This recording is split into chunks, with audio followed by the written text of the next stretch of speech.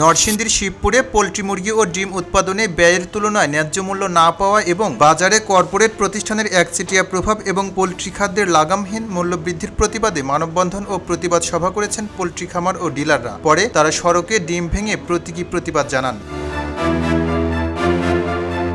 মঙ্গলবার শিবপুর উপজেলার ইটাখোলা হাইওয়ে সড়কে এ মানববন্ধন হয়। নরসিংদী জেলা পোল্ট্রি ব্যবসায়ী অ্যাসোসিয়েশনের উদ্যোগে আয়োজিত মানববন্ধনে জেলার বিভিন্ন উপজেলা থেকে আসা শতাধিক পোল্ট্রি খামারি, ডিলার ও ব্যবসায়ী অংশ নেন।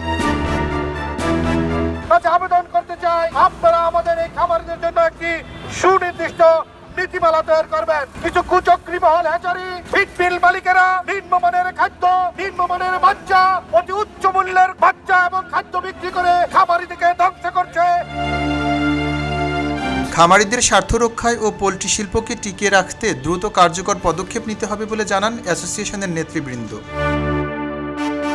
যে কোনো সময় বাচ্চার দাম ঊর্ধ্বগতি অনিয়মতান্ত্রিকভাবে এই সিন্ডিকেটের হাত থেকে পোল্ট্রি শিল্পকে রক্ষা করার জন্য আমাদের এই মানববন্ধন ও প্রতিবাদ সভা। আমরা সরকারের এই পোল্ট্রি শিল্পের কর্তৃপক্ষকে আমাদের সাংবাদিক ভাইদের মাধ্যমে এই প্রতিবাদ সভায় জানাতে চাই, পোল্ট্রি শিল্পকে এই ধ্বংসের হাত থেকে রক্ষা করার জন্য একটি সুনির্দিষ্ট নীতিমালা, এই দুর্নীতি থেকে পোল্ট্রি শিল্পকে রক্ষা করার জন্য সরকারের বিভিন্ন প্রাণী সম্পদ মন্ত্রণালয়ের কর্তৃত্বে যারা আছেন তাদের দৃষ্টি আকর্ষণ করতে চাই। এই পোল্ট্রি শিল্পকে কিভাবে আমরা গতিশীল করব।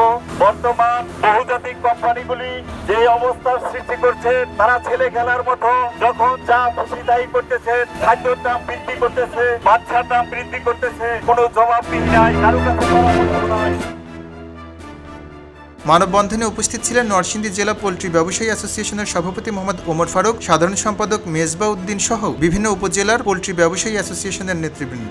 খবরের কাগজ, নিখাত, নির্ভীক, নিরপেক্ষ।